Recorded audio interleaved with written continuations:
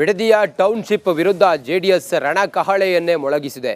ಅಂಜಿಪುರದಿಂದ ಹೊಸೂರಿನವರೆಗೂ ಕೂಡ ಜೆಡಿಎಸ್ ಪಾದಯಾತ್ರೆಯನ್ನು ಹಮ್ಮಿಕೊಂಡಿದೆ. ಟೌನ್ಶಿಪ್ ವಿರುದ್ಧ ಹೋರಾಟದ ಭಾಗವಾಗಿ ಅಂಜಿಪುರದಿಂದ ಹೊಸೂರಿನವರೆಗೂ ಕೂಡ ಪಾದಯಾತ್ರೆ. ಅಂಜಿಪುರದಲ್ಲಿ ಜೆಡಿಎಸ್ ಪಾದಯಾತ್ರೆಗೆ ಮಾರಮ್ಮ ದೇಗುಲದಲ್ಲಿ ಪೂಜೆ ಮಾಡುವ ಮೂಲಕ ಚಾಲನೆ ಸಿಕ್ಕಿದೆ.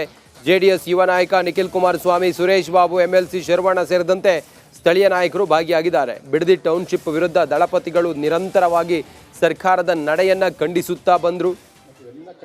ನೋಟಿಫಿಕೇಶನ್ ಹೊರಡಿಸಿರೋದ್ರ ಬಗ್ಗೆಯೂ ಕೂಡ ಅಸಮಾಧಾನ ಹೊರಹಾಕಿದ್ರು.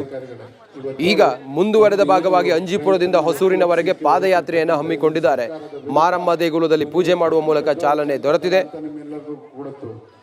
ಪಾದಯಾತ್ರೆ ರೈತರ ಪರವಾಗಿ ನಿಂತಿರ್ತಕ್ಕಂಥದ್ದು ಸನ್ಮಾನ ದೇವೇಗೌಡರು ಅಂತಕ್ಕಂಥದ್ದು ಇಡೀ ಜಗತ್ ಜಾಹೀರಾಗಿದೆ. ಇಡೀ ದೇಶದಲ್ಲಿ ಅವ್ರ ರೈತರಿಗೆ ಯಾವ್ದಾದ್ರು ಕಷ್ಟ ಬಂದಾಗ ಈ ಸರ್ಕಾರ ನಡೆಸ್ತಾ ಇರ್ತಕ್ಕಂಥವ್ರು ಬಂದು ದೇವೇಗೌಡರು ಕೈ ಮುಗಿದು ಕೇಳ್ಕೊಂಡು ನೀರು ಬಿಡಿಸಕ್ಕೆ ಕೇಳ್ತಕ್ಕಂಥದ್ದು ಪ್ರಸಂಗಗಳೆಲ್ಲ ನೋಡಿದ್ದೇವೆ ನಾವು.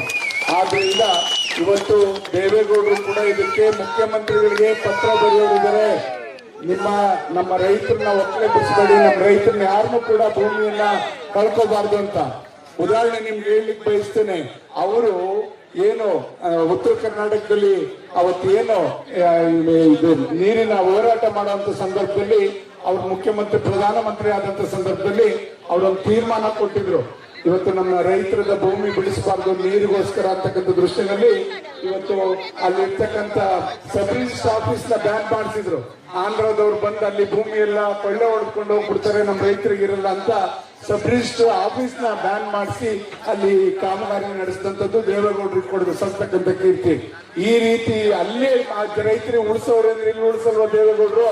ಖಂಡಿತ ಮುಖ್ಯಮಂತ್ರಿಗಳಿಗೆ ಇವತ್ತು ನಾಳೆ ಒಳಗೆ ಅವ್ರ ಪತ್ರ ಬರೆದು ಇದನ್ನ ಹಿಂಪಡಿದೇ ಇದ್ರೆ ನಾನ್ ಬೀದಿಗಿಳಿತೀನಿ ಅಂತಕ್ಕಂಥ ಒಂದು ಸಂದೇಶ ಸನ್ಮಾನ್ಯ ದೇವೇಗೌಡರು ಕೊಡೋರಿದ್ದಾರೆ. ಕುಮಾರಣ್ಣನು ಕೂಡ ಇವತ್ತು ನಾಳೆ ಒಳಗೆ ನೋಡಿ ಒಂದು ತೀರ್ಮಾನಕ್ಕೆ